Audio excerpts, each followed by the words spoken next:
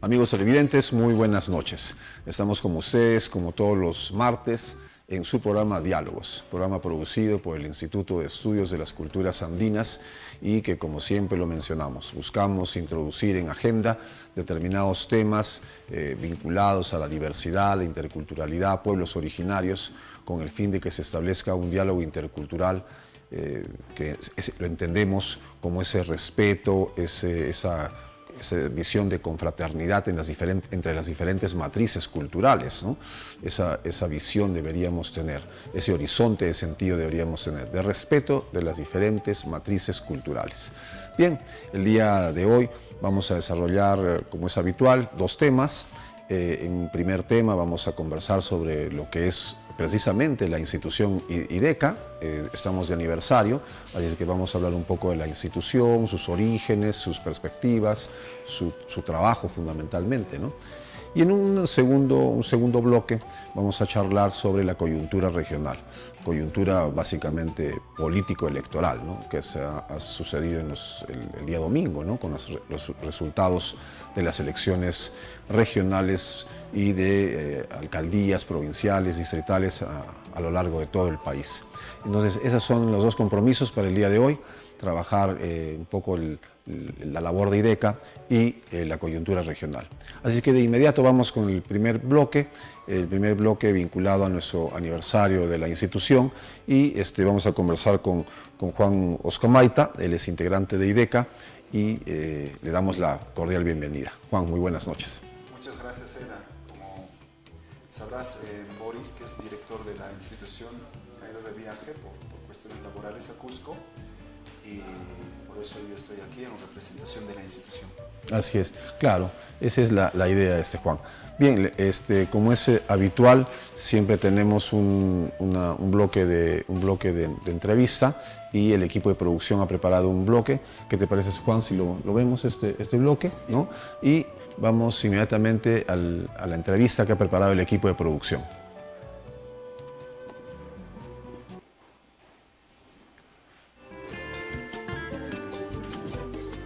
La cámara se quedó con el Juan.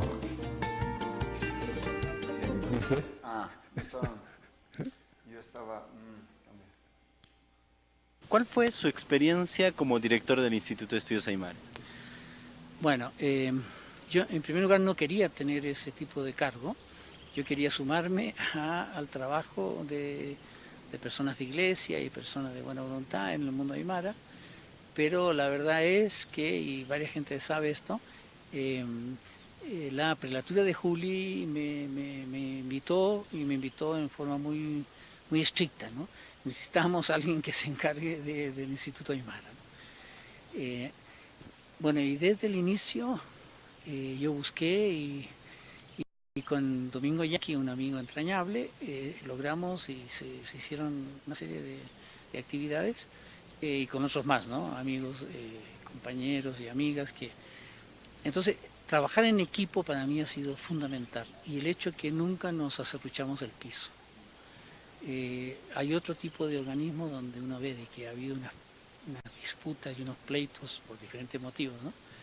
Pero la bondad y la eficiencia y la calidad de la actividad que me tocó compartir con muchas personas en el Instituto de Estudios Aymaras, ahí en Chucuito, es algo que creo que nos hizo mucho bien a los que éramos integrantes y creo que permitió contactarnos con los sectores con los cuales, diferentes sectores, ¿no? Porque en el instituto se ha tenido y IDECA ha seguido en algunas cosas y otros ha hecho cosas nuevas y mejores también, pero teníamos y disfrutábamos de una serie de contactos, por ejemplo, con personas que hacían trabajos de educación de tipo religiosa, educación en la fe, que se suele llamar, pero también la llamada educación popular. Entonces, eso lo desarrollamos en la época que me tocó a mí comenzar a ser director, y antes no lo habían hecho, entonces, y lo comenzamos a hacer con la ayuda y la participación de diferentes personas. Y eso respondió también a la situación crítica que había en la región, con la violencia estatal, el surgimiento del Sendero Luminoso y en fin, del terror a nivel así más amplio, ¿no? Después ha habido, pero en diferentes momentos ha habido más y en otros menos, intercambio con instancias oficiales. Por ejemplo, yo valoré mucho el intercambio que tuvimos con alguna gente del Ministerio de Salud y del hospital concretamente de Puno, y con personas que hacen trabajo de salud en las comunidades, ¿no? Y algunos coyiris, ¿no? O sea, personas líderes en salud. Y ahí también hicimos, y Domingo Yanque y Santiago Mendoza y varios hermanos más, nos tocó colaborar con personas, bueno, tanto profesionales como expertos, ¿no? Sanadores, ¿no? De hecho, ¿no? En el mundo andino. Otra faceta que yo creo que fue muy importante fue poder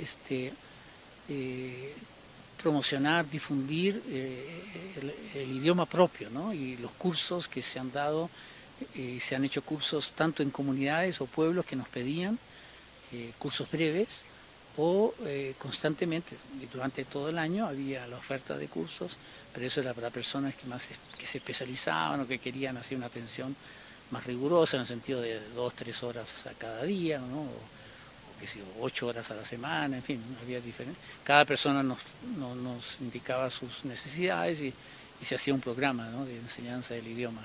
Pero no era solo el idioma, era el idioma y la cosmovisión, el idioma y los valores, el idioma y los deseos profundos, el idioma y la espiritualidad. Entonces era combinado, ¿no? La enseñanza y el respeto y la valoración del uso del idioma materno con otras dimensiones de lo que es la experiencia humana y cultural.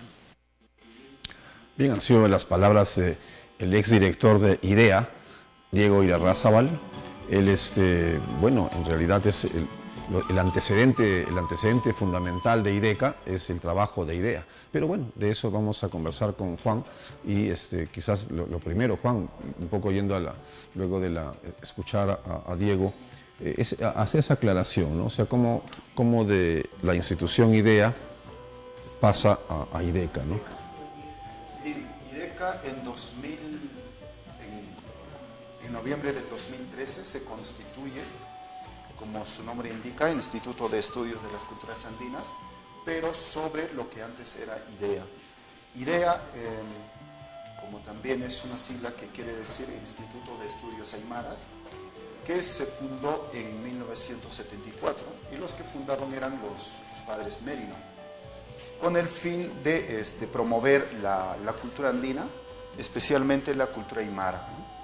Por medio de estudios, publicaciones, enseñanza de la lengua aymara y también la salud intercultural, con una biblioteca especializada en temas de la cultura aymara, como bien señala Diego Irarrázaval. Y así como él han pasado muchos, o sea, han sido directores en aquel entonces, ¿no? Podemos recordar, por ejemplo, Simón Pedro Arno, Domingo Yanque Chana, Víctor Ochoa y entre otros, ¿no? El mismo Diego. Bien, pero en 2007, por cambios del obispo y por orientaciones pastorales dentro de la prelatura de Juli, porque era parte de la prelatura de Juli, ¿no? IDEA, se cierra el IDEA, Instituto de Estudios Aymaras. Y entonces en 2008, mejor dicho, hay un equipo de que antes era IDEA,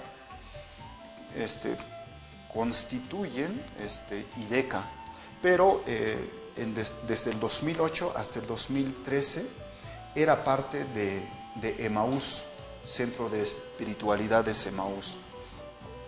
Pero por el crecimiento institucional de IDECA hizo necesario la independización de la estructura legal de Emaús, motivo por el cual desde el 11 de noviembre del 2013, se constituye Instituto de Estudios de las Culturas Andinas como una institución con personería jurídica aparte, ¿no? Y se constituye como una organización civil autónoma y sin fines de lucro, ¿no? Entonces, desde ahí se comenzó a trabajar por áreas, pero el centro de el eje, digamos, transversal de IDECA era fortalecimiento de capacidades, investigación, luego las publicaciones, ¿no? Manteniendo el espíritu de lo que antes era IDEA. Claro, y es interesante indicar, Juan, que el IDEA se forma en el año 74, ¿no es cierto? 1974. Entonces estamos hablando de alrededor de, bueno, del 74 a la fecha, estamos hablando de más o menos 44 años en los cuales, digamos, considerando el antecedente del IDEA, ¿no?, se ha recorrido, ¿no? Sería interesante también conocer, Juan, un poco el ideario, la visión, el objetivo, un poco la parte un poco filosófica que encierra IDECA, ¿no? Bien, si queremos hacer alguna diferencia entre lo que antes era IDEA y ahora IDECA, y es que antes, como bien señala Diego, se dedicaban, bueno, era parte de la prelatura de Juli, ¿no? Y se dedicaban a comprender primero la cultura aymara para luego inculturar la fe, por el mismo hecho del contexto en el que se encontraban. Pero desde el 2013 asume un equipo de jóvenes profesionales y también activistas de zona aymara y también zona quechua. Por eso cambia el nombre Instituto de Estudios de las Culturas Andinas, lo que ya no habla necesariamente del pueblo aymara, también del pueblo uru, puquina y del pueblo quechua, ¿no? Ese es el espíritu. Entonces el equipo está conformado de un equipo joven que hablan quechua aymara y que tienen formación académica, ¿no? Variedades, ¿no? Antropología, jurídica, letras, etc. Es una institución, como mencioné, conformada por profesionales, pero el interés interesados en promover la reflexión crítica intercultural, ¿no?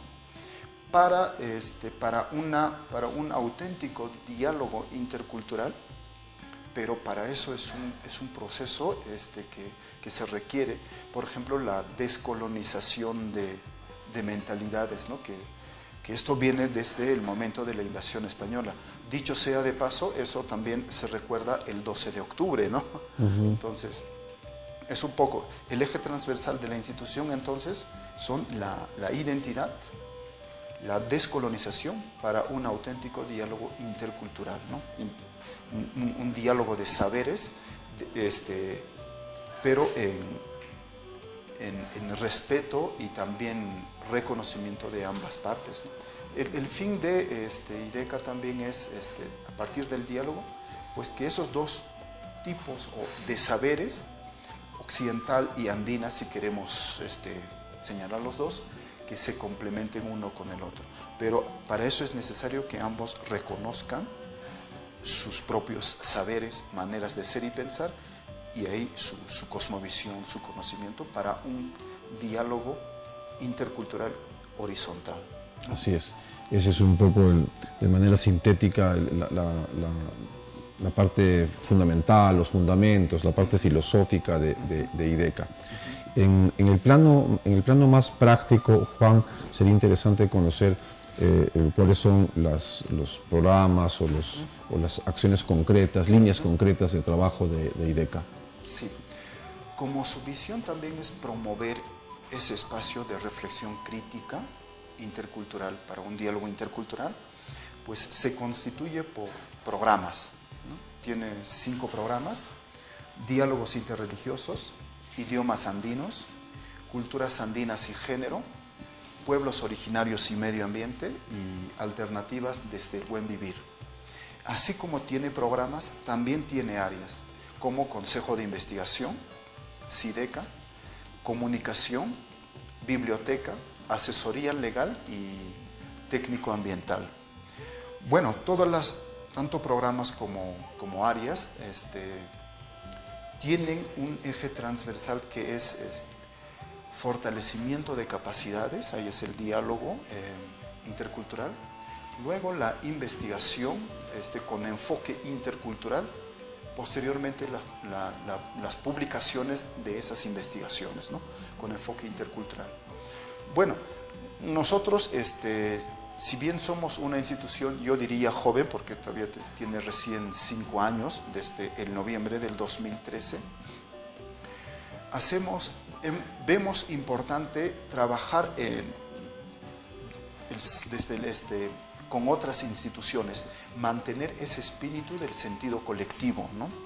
Y por tanto, reflexiones hacemos con instituciones, por ejemplo, Dirección Desconcentrada de Cultura, Poder Judicial, también tenemos convenio con las universidades, Antonio Ruiz de Montoya, la UNA misma y otras universidades, ¿no? Para poner en mesa la reflexión de los temas como identidad. Bueno, también tocamos temas, los temas que nos centramos son género, medio ambiente, asesoría legal, lo técnico y otros temas, ¿no? Pero siempre partimos desde un enfoque, desde la perspectiva de los pueblos originarios, aymaras y quechuas. Para eso es importante para nosotros también llevar la reflexión o generar espacios de reflexión en las mismas comunidades, ¿no? Porque creemos que el conocimiento del pueblo aymara y quechua, pueblo andino en general, está en las comunidades. Y por tanto es muy importante para nosotros salir a las comunidades, reflexionar juntamente con ellos, incluso en su propio idioma, ¿no? Y esas reflexiones traer a la mesa, a un espacio académico y conversar, ¿no? Y reflexionar también con las otras universidades, y otras instituciones afines a esos temas, con el fin de generar espacios de reflexión intercultural. Claro, acabas de decir una cosa interesante, Juan, que es el hecho de que cuando, o sea, digamos, la forma neurálgica o esencial del trabajo de IDECA es esta relación directa con el trabajo de comunidad, pero reconociendo de que es ahí de donde emergen los saberes y los conocimientos, ¿no? Porque en una visión, digamos, occidental o eurocéntrica, bueno, pues la hegemonía tiene la verdad y los otros tienen que el otro de la relación tiene que más bien acomodarse, ¿no? En cambio, es importante enfatizar este punto, ¿no? Que es diferente, ¿no? De recuperar más bien el saber, valorar el saber ancestral para dinamizar el trabajo, ¿no? Quizás tú tienes mucha experiencia en el trabajo de campo y sería bueno que un poco nos transmitas esa esencia del trabajo. Sí, justamente es importante reconocer que hay pluralidad de conocimientos, ¿no? Cada cultura tiene su propia cosmovisión, su propio conocimiento, su propia manera de entender la divinidad de nosotros mismos, de la tierra y etcétera, ¿no? Y es importante reconocer eso, y nosotros creemos que cuando hablamos de los pueblos originarios, quechua y aymara, ese conocimiento está en las comunidades, ¿no? Está en la memoria colectiva de los hermanos y hermanas de las comunidades, y lo recrean en su propio idioma a través de la tradición oral. De hecho, también nosotros como institución tenemos una biblioteca especializada en esos temas, ¿no? Ha habido muchas investigaciones, pero a la par también creemos que es importante salir a las comunidades, reflexionar y dejarnos interpelar. Digo esto porque nosotros también hemos pasado por la formación académica occidental, ¿no? Y entonces no trato ni intento desconocer eso, sino reconocer la otra parte del cual, es más, yo provengo o provenimos, y reconociendo eso, hacer que dialoguen esos dos conocimientos y que se complementen uno con el otro, ¿no? Ese es el fin que buscamos. De hecho, no es un trabajo a largo plazo, ¿no? Tampoco quiero decir que nosotros somos la única institución que trabajamos esos temas. Hay otras instituciones, ¿no? Y cada institución tiene sus propios enfoques. muchas compartimos. En ese sentido es importante reflexionar de los temas identidad, descolonización, interculturalidad con otras instituciones, ¿no? Con el fin de un fortalecimiento recíproco y también llevar a la mesa, ¿no? y que todos podamos reflexionar por el mismo hecho de estar en un contexto geográfico andino, ¿no? Aquí en Puno. Así es. Bueno, sí, pues Juan, te agradecemos tu presencia el día de hoy, un poco conversando sobre las líneas de trabajo, la filosofía que encierra IDECA, sus orígenes, sus antecedentes, para que se tenga conocimiento, y también, bueno, como parte del aniversario que tenemos de la institución.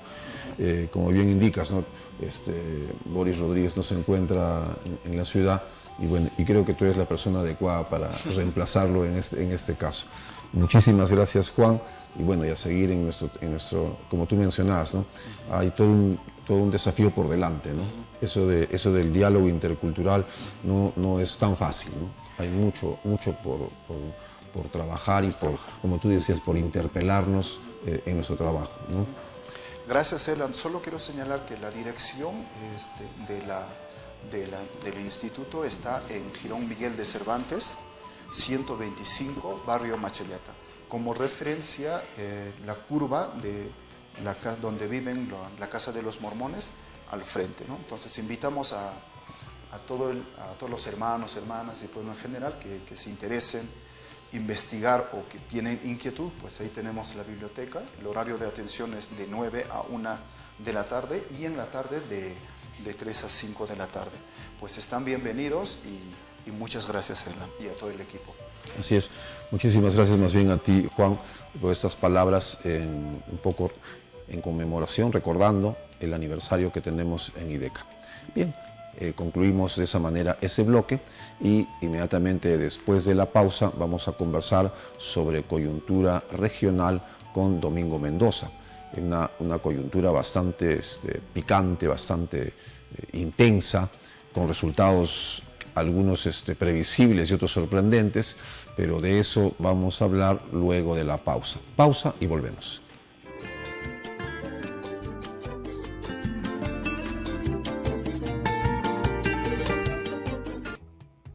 Bien, regresamos con ustedes, ahora sí, para conversar sobre la coyuntura regional, bueno, la coyuntura política regional y bueno, también de paso un poquito también de la coyuntura nacional, ¿no? Porque estas elecciones han sido elecciones regionales a nivel nacional, elecciones también de alcaldías provinciales y distritales a nivel de todo el territorio de la República.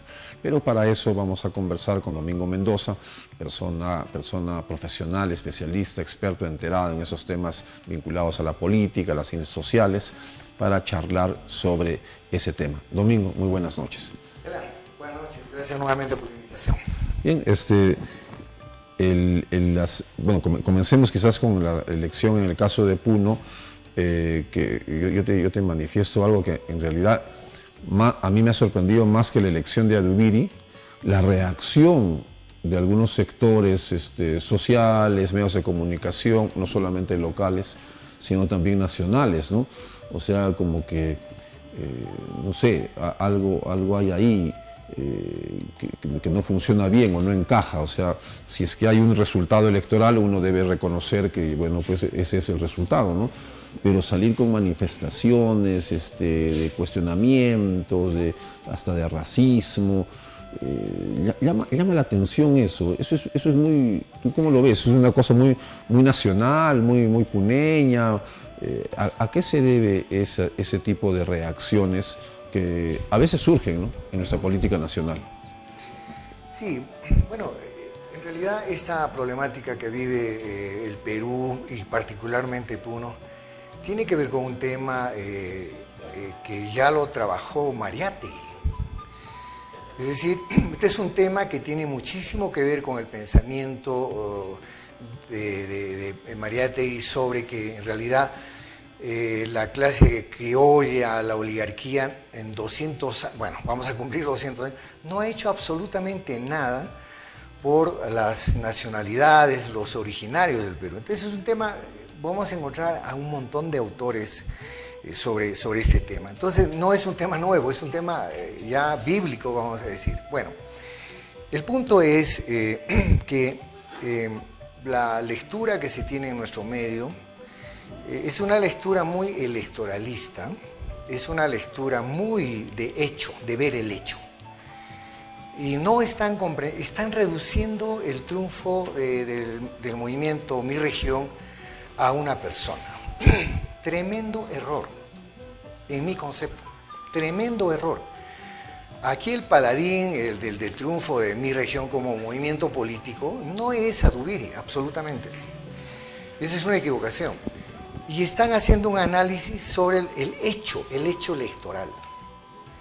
Y para mí la lectura hay que entender el triunfo del movimiento Mi Región de un antes y entender lo que va a ser un después.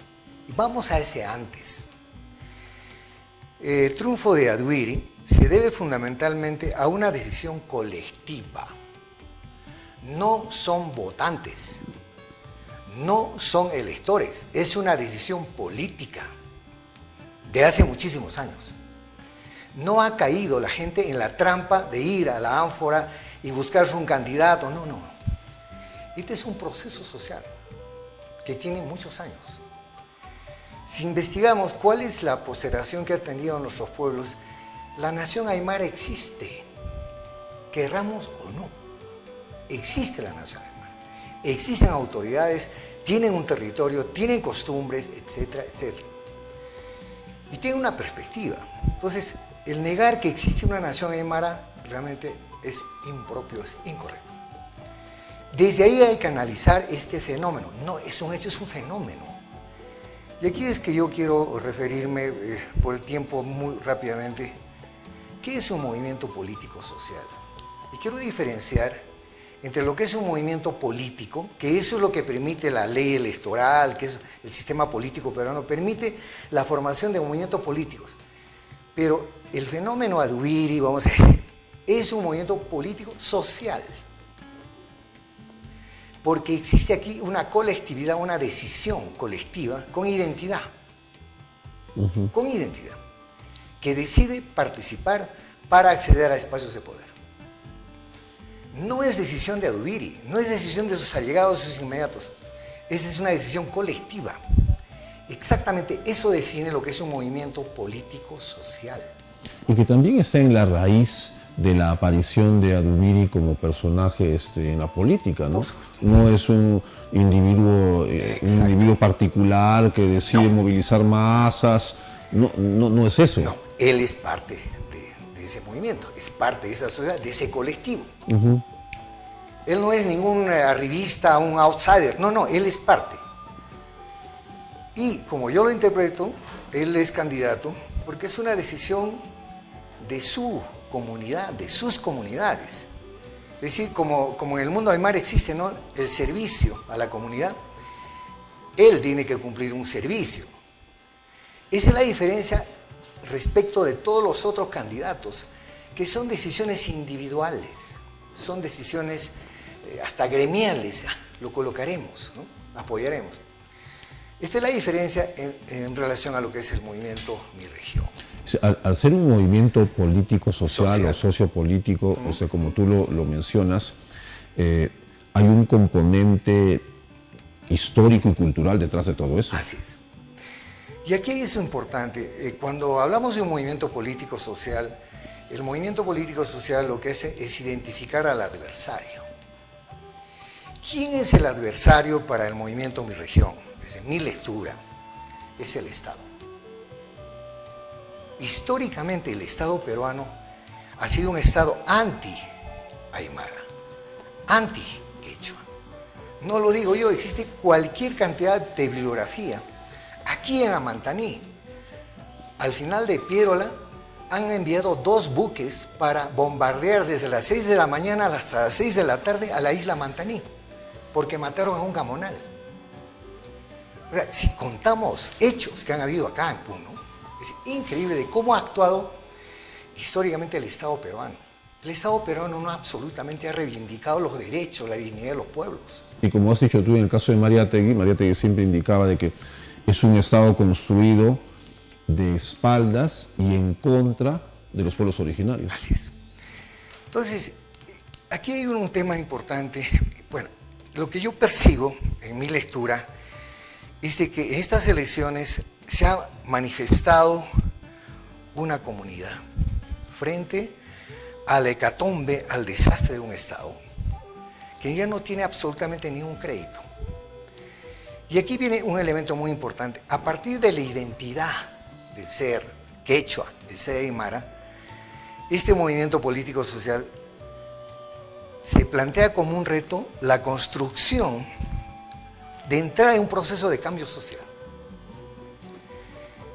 Se plantea como desafío una reinvención de las instituciones, una recuperación de instituciones ancestrales, obviamente no por ancestral, tiene que tener función, van a recuperar, autoridades van a recuperar. Ese es el caso boliviano. En Bolivia se recupera el Mayco, se recupera el Jilata, pero no por una cuestión folclórica, se lo recupera porque tiene una función que no puede cumplir el Estado, este Estado colonial. Una función política. Exacto, y más cultural. Es decir, yo no entiendo desarrollo económico, desarrollo político, social sin identidad cultural. Esto no lo digo yo, lo dice cualquier pueblo, la China lo dice cualquier pueblo, es decir, aquí el componente cultural es fundamental. Este elemento cultural, mira, si tú ves la OMPE, plantea 4 dimensiones: económico, social, ambiental e institucional. ¿Dónde está lo cultural? Bueno, es parte de la mentalidad del Estado, ¿no? Exacto, eso es reflejo del Estado que tenemos. O sea, para ellos no cuenta absolutamente el tema cultural. Entonces, en ese sentido, creo que hay un principio de oposición de este movimiento político-social, mi región, que te digo, hasta aquí el análisis, pero aquí vienen los desafíos. Yo tengo un cuadro acá, en una clasificación. Hay 4 tipos de movimientos políticos sociales. Pero espera, Domingo, Okay, ese cuadro, ¿qué te parece si lo vemos después de la pausa? Okay. Vamos a hacer una breve pausa comercial para que Domingo nos explique esas 4 dimensiones, que no son las 4 dimensiones que el Estado propone, ¿no? No, que son otras. Son otras, ¿no? Hacemos la pausa y seguimos en el análisis bastante sugerente, atractivo, como siempre, con Domingo Mendoza, en este caso de la coyuntura política. Pausa y volvemos. Nanaka pueblo aymara hamaha organización mayaro que tukupta y mayesi pakirkin hananaka haniwa toqeta sanaka phanja kita aymara nakama mayaro que tuktañano.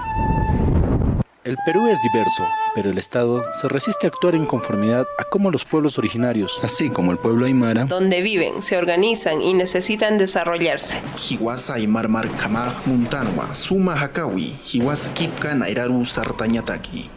Tenemos derecho a elegir nuestras prioridades de desarrollo. A la tierra y el territorio. Derecho a la consulta previa. A la educación y la salud intercultural. A la autonomía y libre determinación. Derecho a la identidad cultural. Mamá, tenemos estos derechos. ¿Por qué no los reconocen? Ay, hija, muchos que no conocemos esos derechos.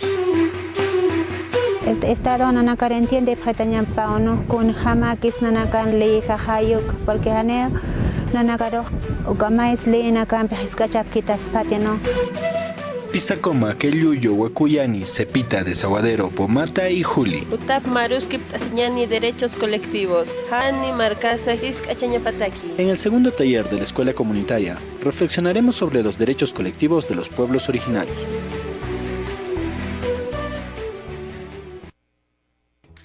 Bien, seguimos con ustedes y estamos en el análisis de las elecciones regionales y Domingo se quedó planteando esas otras 4 dimensiones diferentes a las dimensiones que plantea el Estado y que son parte de este movimiento, como tú me lo indicas, de este movimiento político-social que está detrás de la figura de Adubiri.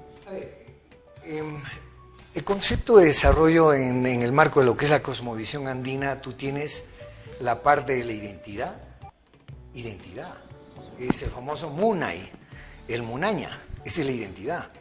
En Aymara hay un término interesante con mucho peso, el Ajayu. Aquel que no tiene Ajayu no tiene identidad. El que no tiene un Taki, ¿qué es un Taki? Ese es un Munaña, ese es un Munay. Esto es importante en el mundo de la cosmovisión nuestra andina, no solo aymara, también quechua. El otro elemento importante tiene que ver con el yacha, el conocimiento. Esa es otra dimensión importante. La salud, bueno, todo lo que se concibe como la parte de desarrollo humano, y que eso lo tiene. La otra dimensión es la parte del ATI, el empoderamiento, la organización, el territorio. No se entiende desarrollo en la cosmovisión andina sin una pertenencia a un territorio y sin organizaciones territoriales. Este es el concepto, organización territorial, no gremial, no la simple asociación. Aquí la organización está ligada al territorio, al manejo del espacio, de la Pachamama, de lo que tú quieras. Y finalmente el tema económico. No puede haber desarrollo sin economía. Entonces esas son las 4 dimensiones. Y ahí está el elemento cultural fundamental. Eso es vital. Pero bueno, ahora refiriéndome a lo que es tipos de movimientos sociales, políticos sociales. Tú tienes un movimiento político social que es reformista. Y exactamente se concreta a las reformas, ¿no? Es una cooperación tibia, es un desarrollo institucional tibio. Ese es un primer nivel de movimiento político social, reformista. Hay otro nivel de movimiento social, político social, que es reactivo. Este es el caso de Aduire. Este nace como movimiento político reivindicando su derecho a la tierra, al agua, su oposición a las mineras. Bueno, hay un antecedente que yo no quiero entrar, pero bueno, ¿cómo nace el aymarazo? El aymarazo nace precisamente como protesta frente a la presencia de una empresa canadiense que se asienta en un territorio donde era importante esta visión agrocéntrica que tiene el habitante. Entonces, hay que entenderlo, lo que hemos vivido es producto de ese proceso que viene de ahí, ¿no? Y desde que arranca este movimiento ya tiene un opositor, un enemigo al frente, el Estado peruano, que licita, concesiona y le niega derecho a los pueblos. Esto es importante, esta identificación es fundamental. Entonces, bueno, ¿qué es lo que le queda al movimiento Mi Región? Es un movimiento reactivo, movimiento social político, sí, es social, sí, es político, sí, pero es reactivo. Lo que corresponde ahora... Es un movimiento, digamos, de oposición. De oposición. Identifica al enemigo y dice, nosotros resistimos. ¿Y es un movimiento de resistencia? Sí. ¿Es un movimiento que quiere pasar a una franca lucha? Sí. Pero para pasar a eso va a tener que transformarse de este movimiento político-social reactivo a un movimiento político-social proactivo. Y aquí hay una cosa muy importante. El trabajo de liderazgo. El discurso político. Este es el gran vacío que tiene el movimiento Mi Región. No tiene un discurso político clarísimo. Y no se va a pegar a ninguna ideología. No consigo, ninguna ideología va a penetrar a este movimiento Mi Región. Ninguna ideología. Estoy absolutamente seguro de eso, puedo equivocarme. Bueno, hay un discurso político que lo que busca es exactamente cómo hacemos para que esta colectividad, esta mancomunidad, este sentirse plurales, ¿cómo hacemos que adquiera poder político? ¿Cómo se consolida? Y básicamente tiene que ver con el énfasis en la identidad. Si no se trabaja el tema identidad, lo que los griegos dicen, sé el que eres. Mira, en Grecia se decía esto, sé el que eres. Y este es el concepto fundamental, el desafío que tiene el mundo aymara. El mundo que es, sé el que eres. ¿Quién eres? Pero eso implica una afirmación cultural fuerte. Fuertísima. Y una cuestión, no podemos tampoco querer volver al pasado, aquí reconstruir el Tahuantinsuyo, colocarnos los ojos en la nuca, para nada. Aquí se tiene una tremenda capacidad de asimilación de lo mejor que tenemos delante. Si nos aislamos del mundo, no vamos a lograr absolutamente nada. Entonces, se trata de avanzar, pero sin dejar de ser. Se trata de avanzar no pareciendo, sino siendo, recuperando tus raíces. Como dijo Aníbal Guillén, es que tenemos que conocer la raíz de nuestras raíces. Este es el tema que se plantea ahora. O sea, el futuro de este movimiento, de lo que vaya a hacer por Puno, va a depender mucho de este trabajo de análisis, de estudio, de trabajo político fuerte, de elevar la cultura política. Y mira que no está solo. Mira dónde ha ganado el movimiento Mi Región, en Azángaro. Estamos hablando de un territorio importantísimo, quechua, Juliaca.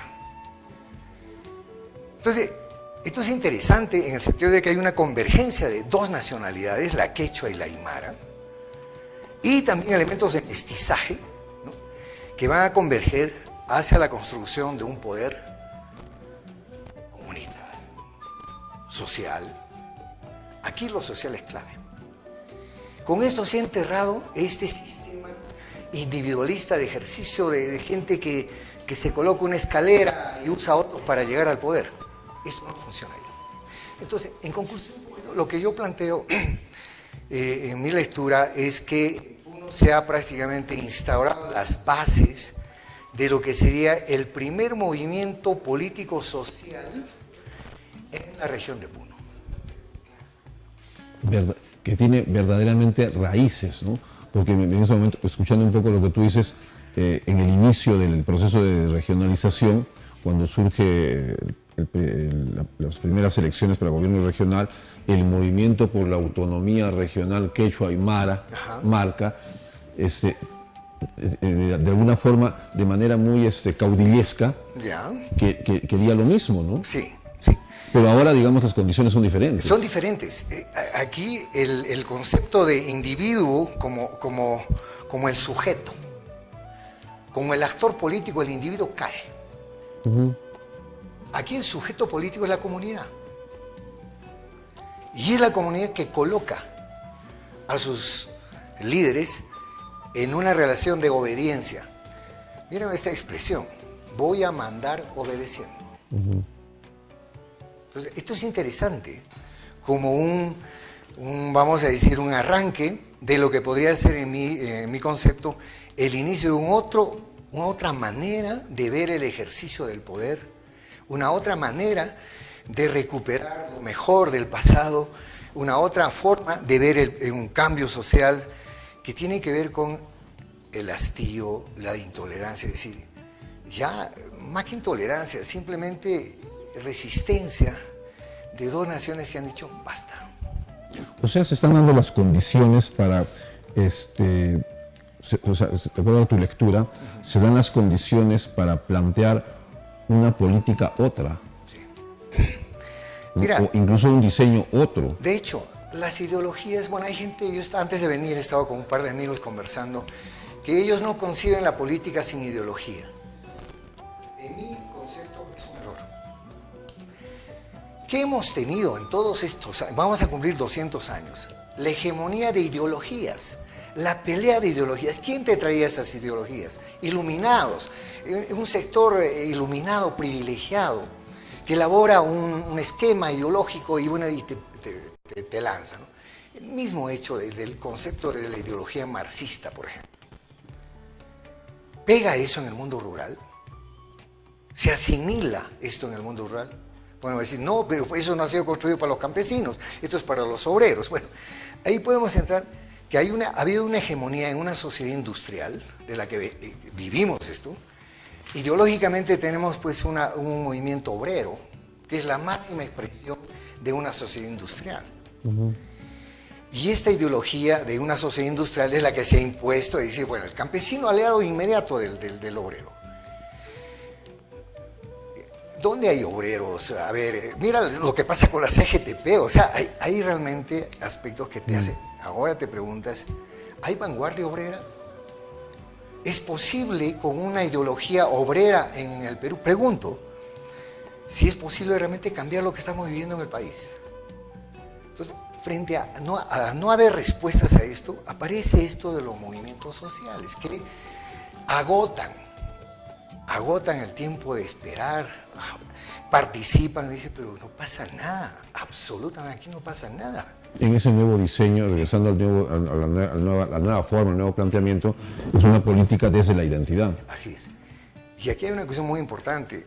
El concepto de calidad de vida, el summa camaña o el summa causa, tiene muchísimo que ver con el concepto de calidad de vida. El concepto de calidad de vida es diferente del concepto de lucha por la sobrevivencia. En un mundo capitalista, tú luchas por sobrevivir. Y ahí cada uno resuelve los problemas como pueda. Pero en un concepto de sociedad comunitaria, tú lo que buscas es la calidad de vida de todos. Pero no te reduces al tema económico. Ahí estás entendiendo fundamentalmente una cosa, libertad de ser. Sé tú. En cambio, en el otro, pues siempre es la libertad de tener. Tú eres más importante si tienes. Esa es la sociedad industrial, la sociedad capitalista. Mira, modestamente yo vivía en Europa. ¿Quién vive en las ciudades? El miserable, el pobre. En el mundo rural, en Europa, quien vive bien es el rico.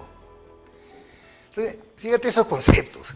Aquí, por eso siempre yo he dicho, ¿no? Aquí hay gente tan pobre que solo tienen plata.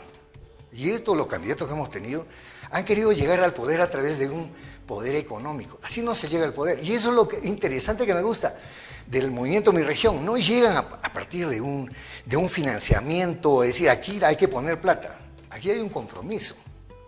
Hasta hay consigna en la fila. Oye, ¿eres aymara o no eres aymara? ¿Eres o no quechua? Vota por tu identidad, vota por tu nación, vota por tu colectividad. Este es un discurso totalmente diferente de aquel que recibe la prebenda, este manejo de la prebenda. Pero digamos ese es el análisis, un poco la perspectiva, el horizonte al cual se puede ir. Pero también existe un perfil de riesgo de que eso no suceda, de que se constituya, de que se reproduzca, digamos, las formas criollas, el caudillismo. Ese es un riesgo, sin duda. Por eso depende mucho de lo que hemos dicho siempre acá en el espacio con ustedes, de que si no hay cultura política, si no hay convicción, si no hay conciencia de lo que es Estado, de lo que es sociedad. El Perú tiene una crisis no solamente de Estado, también de sociedad.